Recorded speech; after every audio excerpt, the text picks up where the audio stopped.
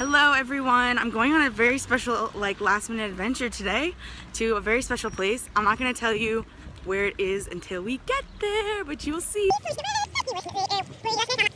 What's up everyone? So this week I went on a pretty cool adventure. I went to what is called the Temple Mount. Some people call it the Aqsa complex. I just want to start off with, I'm not here to give any kind of political opinion to say what's right or what's wrong. I'm just here to tell you about my experience and to help out people who might want to visit this place. I know there's a lot of controversy surrounding Al-Aqsa or the Temple Mount. I'm not here to talk about the controversy. I'm just here to tell you how you can visit this really incredible, beautiful site for whatever reason it might be important in your mind to visit it. Just for some tips on visiting, there are prayers 5 times a day. It is currently a functioning mosque. Non-Muslims are able to visit between 7:30 and 11 a.m. Sunday through Thursday.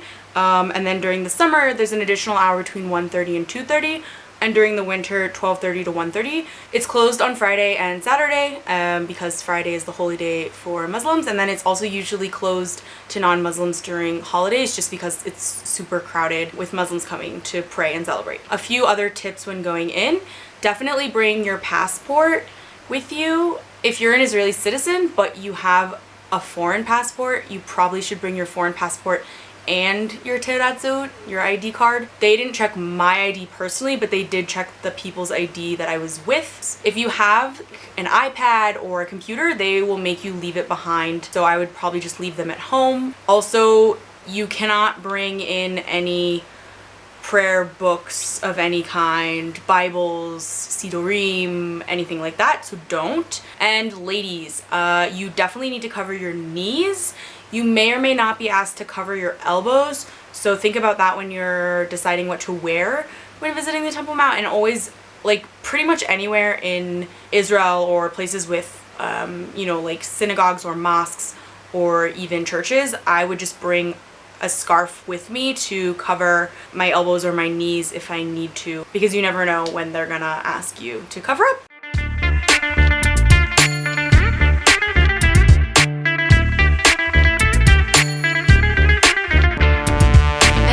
عربية وبحبك من زمان بحب الحرية وقلبي كله مليان حنان خجولة وبحفظ سرك. So behind me is actually the Aqsa Mosque, and over here is what we call the Temple Mount, the Gold Dome. I'm gonna have to ask Ethan more about them to let you know the details, because I don't actually know. نور بيتك بالإيمان أنا بنت عربية وبحبك من زمان يا عين يا ليل يا ليل يا ليل يا عين يا ليل يا ليل يا عين يا ليل يا ليل يا عين يا ليل. I wasn't able to talk a lot while I was on the Temple Mount. I was trying to be, it's a quiet space, it's a holy space. But Ethan, our wonderful tour guide, actually my boss's husband, so shout out to Ethan. He gave me a little background on what each site is, and I actually was confused before, but now I know.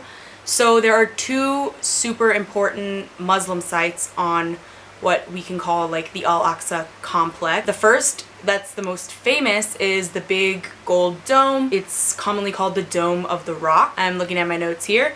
So this is an Islamic shrine, and it was built in 691 CE originally, and it was built on top of the Roman temple for Jupiter, and the Roman temple for Jupiter was built in 70 CE over what Jews call the Temple Mount, or where the first and second temples were built. The Romans came and they destroyed the second temple, and they built this temple over it. But when the Muslims came to power, they built this shrine over this spot because it is also said to be built over the site where Muhammad ascends to heaven with the angel, accompanied by the angel Gabriel, I believe. If I'm wrong, for sure correct me in the comments and let me know what it actually is. I really don't mean to disrespect anyone. So everyone thinks that that's like the holiest site just because it's this big golden dome, but actually what's more holy there for Muslims is the Al-Aqsa Mosque, which is actually across from the Dome of the Rock. The Al-Aqsa Mosque means the farthest mosque, and this is the 3rd holiest site for in Islam,